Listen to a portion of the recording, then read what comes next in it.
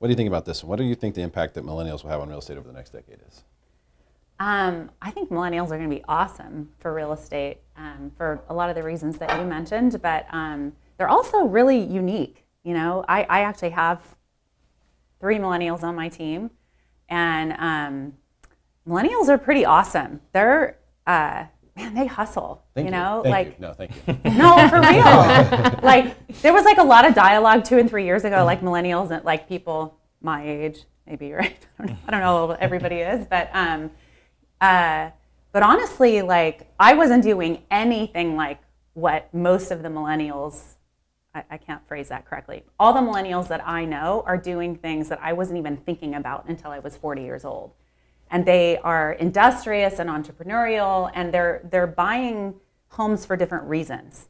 So they don't necessarily want to be like trapped in a mortgage and like, live the lie of the middle age necessarily, but I feel like they're wanting to purchase property to further themselves economically and to have opportunities. So Alexa on my team, her big goal in her first year on my team was to buy a house. She bought a home in Vista like right before the market exploded, and she and her husband are fixing it up. There's got enough space to put an ADU on it, and they're cooking off in that direction, right?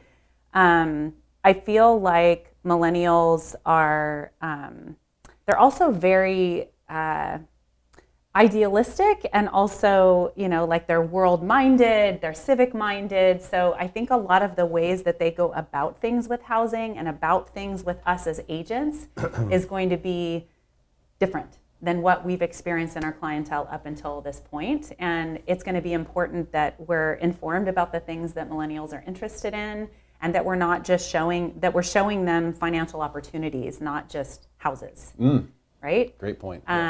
So that's what I see, and I don't know. I like lots of texting, right? Like that's a new that's thing. the main. So that's such a good point. And I've had to because we all ask our clients like, how do you want to be communicated with, blah blah blah, and almost all of them will say texting.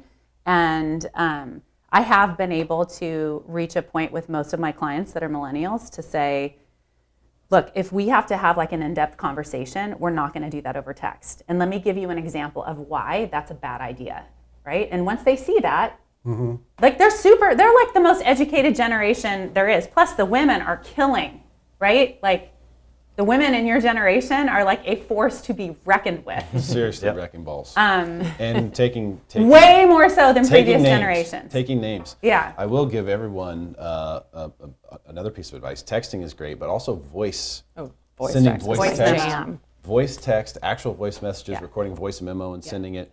This is great because people can listen to it multiple times. So if you have to explain something. Yes, and that's what I've been going to. Or even video text where I'm like, hey, I know you don't really want to take the time to push this button, but here's why I'm doing it and why I'm not texting you. And then they're like, thanks, no, that really helped.